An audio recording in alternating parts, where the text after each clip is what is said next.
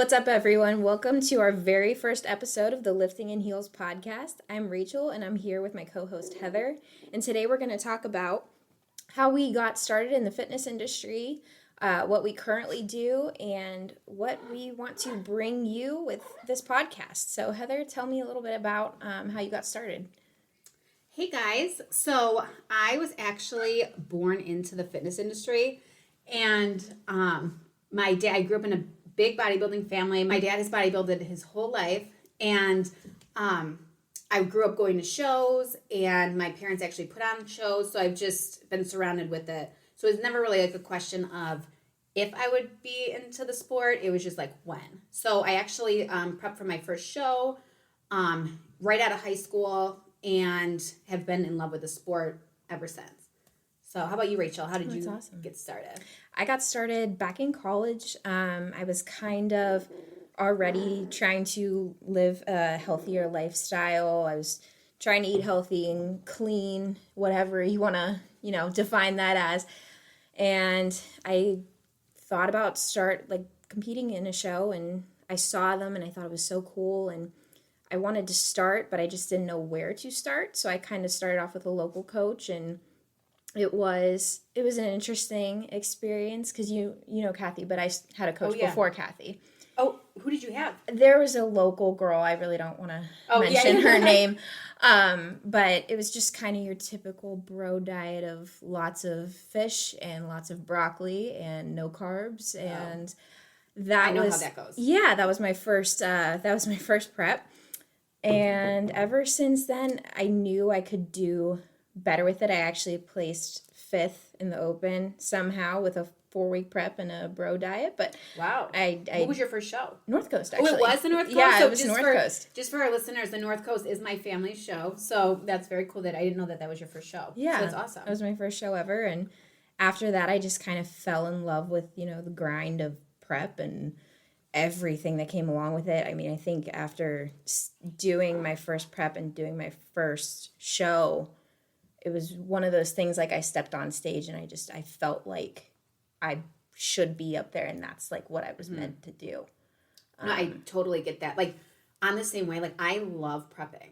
Like, there's just something about it where it's like it flips a switch in you. Like, I feel like everything else in your life kind of like falls into place better, or you're like more determined, you're motivated. Like, I don't know, there's just something weird that happens, like a shift. I feel like you have such a regimented schedule. That's true. True. You don't have a choice but to be productive. And I feel like in turn that turns over to the rest of your life as well. That translates everything. So you're productive in your prep with your food and your training that's and your very cardio, true. and you have a certain time every day of when you eat, when you train, and when you do your cardio.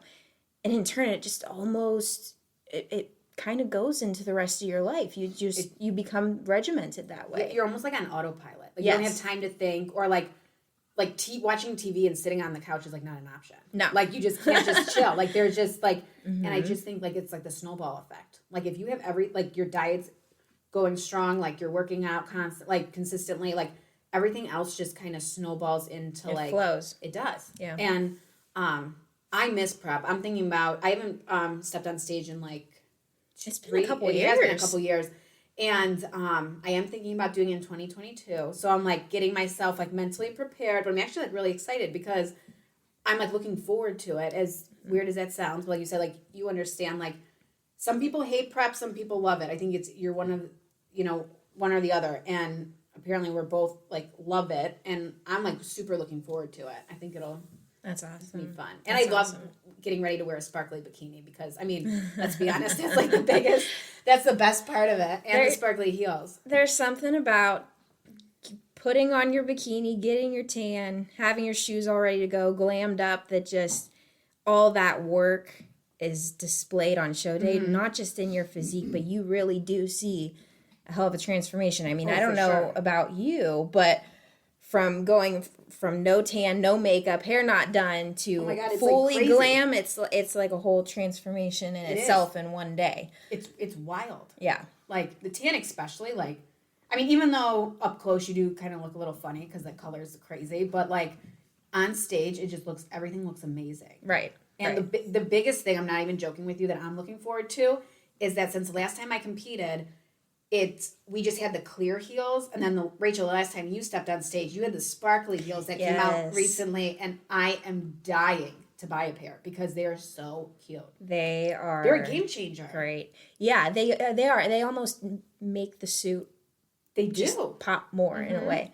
So yeah, 100%. I'm excited for you. Oh, well, thank you. Well, you were like one of the only ones that had those shoes on stage, and I was like, I think I ran up and asked you. I was like, where the hell did you get those? Because those are amazing. Shoe fairy. I love them. I love them. But yeah, no, I think both of our seasons in 2022 they're gonna be really good. So tell me a little bit about yourself and like what you do now, as far as like other things besides fitness. So other things besides fitness, I kind of I guess I would call myself like an entrepreneur with multiple businesses. So I actually have an accounting background, which is, a lot of people are surprised to hear that. I was an accountant for 7 years.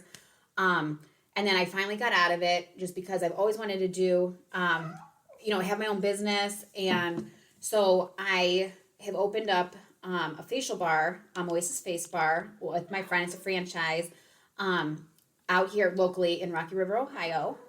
So that has been opened up since October. And then I have a business with my mom that is completely different. And then I train some people on the side, and I'm launching a women's apparel fitness line at the Arnold, which Rachel will be there helping me out in March. So it's called Hotletics. So keep your eye open for that. Guys, this stuff is so cute. Heather showed me a little bit today. It's going to be a game changer. I'm really excited for her. I'm pretty excited for it. So it was supposed to be launched before COVID, and unfortunately COVID kind of shut me down. So I'm like, coming back with a vengeance with it. I'm like super excited. So hopefully we'll see you guys at the Arnold, booth 1108. I'm very excited for that. I think it's going to be an absolute blast of a weekend. Oh my God, it'll be so fun. Well, because we haven't had the expo in a couple years. No, it's like, I just feel like everybody and their mother is just like dying to go. And like, I went to the Olympia this past, like 2 months ago, I believe it's been already. And I mean, that was just like, the energy was so good. I mean, even though like they had the Olympia last year, I mean, you could just tell people just really wanted to go. And I think the Arnold's going to be even better just because they haven't had it, like I said, in 2 years. So like, everyone's just dying to go. And it's just, Columbus is just so much fun. And if anybody has not checked out the Arnold, and you guys can, I really highly recommend it. It's Columbus, Ohio, first weekend of March. And it's just a blast. The expo is out of control. There's so many people. Well, I think what's cool about the Arnold too is it's not just bodybuilding. It's true. Everything. I mean, I remember the first year I went there, I was shocked. They had fencing in one area, they had powerlifting in one area. So it's cool that they hit every side of fitness. I guess they even have like stripper pole dancing. Like, you know what I mean? Like, I mean, they literally cover everything. Yeah. And these girls are like no joke. I mean, the stuff that they can do on a pole is crazy. Like, I watch, like, it's wild. Yeah. So I think that'll be fun. That'll definitely be a good way to start off the season. I'm excited. I lived in Columbus for like the last 15 years. So it's, it's a special place to my heart. And like, I just love the Arnold. I've been going since I was in high school, and it's just, I think it's just the best show. So, but how about you? Enough about me. How about you? What are you doing now? So actually, I just graduated cosmetology school back in July. Yay. I'm so excited to start my career in hair and makeup. Actually, I got my professional makeup certification back in 2019. Okay. So I was doing makeup on the side for a while, and I graduated from Youngstown State with my bachelor's in exercise science back in 2018. So I did that for a while. I was a fitness coordinator for a couple gyms in the area. And then COVID hit. Yeah, like just shut everything. Yeah. So I was deciding whether I wanted to try and find another job while everything was shutting down, or go back to school. And I decided to go back to school. Cosmetology was always something that I loved and that I wanted to do for a long time. It was kind of funny because originally I didn't want to go and get my undergrad. I wanted to go straight to cosmetology school. Oh, really? But my dad, insisted I go Yeah, to college, are always which, like that. I mean, he was right. Yeah. That's something that you should probably do. Mm-hmm. And, he always said, if you want to go back and, do that later after college, Mm-hmm. go ahead and do it if that's what you want to do. Well, I don't think he actually thought I was going to go back and do it. We are like parallel. Like, I totally understand what you're talking about. So I ended up going back, and now I'm working at a local salon, and I absolutely love it. I love the people I work with. I love the clientele. They're great. I still do personal train on the side here and there. So that's pretty much what I do now, and now I'm starting this podcast with you. So that's another thing on the list. I'm really excited about this. I still want to, stay involved in the fitness industry. Mm-hmm. It has such a special place in my heart. Oh, for sure. It really does. It's what I fell in love with. That's, what I went to school for. And I think us having this podcast is going to be a great resource for people, just because there's so much, for lack of better terms, bullshit out there that would be this is like a great segue into like why we want to start this podcast. Yes. Like, I'm glad you brought that up, because I mean, it really, unfortunately, there is a lot of bullshit out there. And I mean, like I said, you've been in it for how long? Like, how many years? I mean, a ton. Yeah. And just 6 years. 6. And like, I've just seen it like grow. And like back when I was little and my dad competed, I mean, it was like an underground sport. Nobody really knew about it. I had the dad that looked funny, that, sometimes and show up and he's all tanned, and like everyone's like, why does he look like that? Which is so funny, because he's such a quiet guy. If you meet him, you would just not, the personality and like the body don't match, but he's like the sweetest person you'll ever meet. So funny. Like, yeah, and like he's not very showy, and but like so to pick this sport, but I mean, he's just a very disciplined individual. He's, my God, I think he's 68 now. Still can step on stage. Like, he is not, I don't think. Well, didn't he just compete like a year or two ago? He did, like a year and a half ago, and he won his pro show like that he did. I mean, he just looks insane, and so he's just a wild man, and like just in the sport, like he just is such a good example.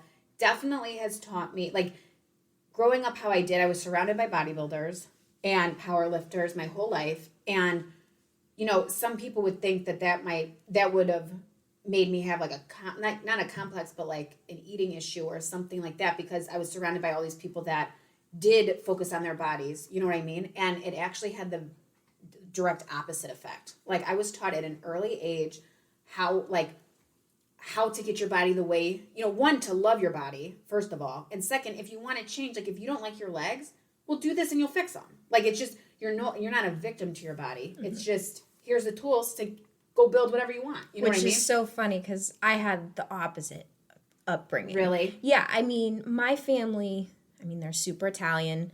They love their pasta. They love their cookies, all that. So they never really were big on appearance. Like, my mom was, but she didn't really have the tools or know the tools to do anything like productive about it, if that makes sense. Mm-hmm. And in turn, I ended up developing an eating disorder when I was a teenager. See, so it's so crazy. It's so crazy because they never really paid attention to that. They never really made that like a thing.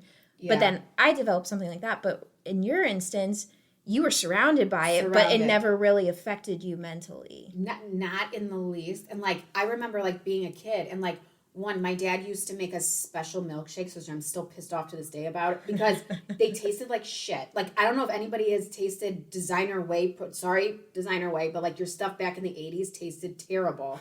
He would put that in our ice cream milkshakes, and we always wondered like why my dad's milkshakes tasted funny. And he, like, sorry guys, that was my dog. No worries. My guy is a little chihuahua. He's a little crazy. You might hear him in the background. No big deal. But, no, he would put protein powder in our milkshakes, because he always made sure like we had enough protein growing up. Like, when I was 3, I can tell you what was protein on my plate, what was carbs, whatever. So he like taught us all that. So again, like, he always made sure we knew, like, and then granted too, like, we always had our junk food days. Like Yeah. those the people that remember that are old enough to remember TGIF, like on Friday nights, like we junked out. We had, he let us pig out, but at the same time, he always made sure that we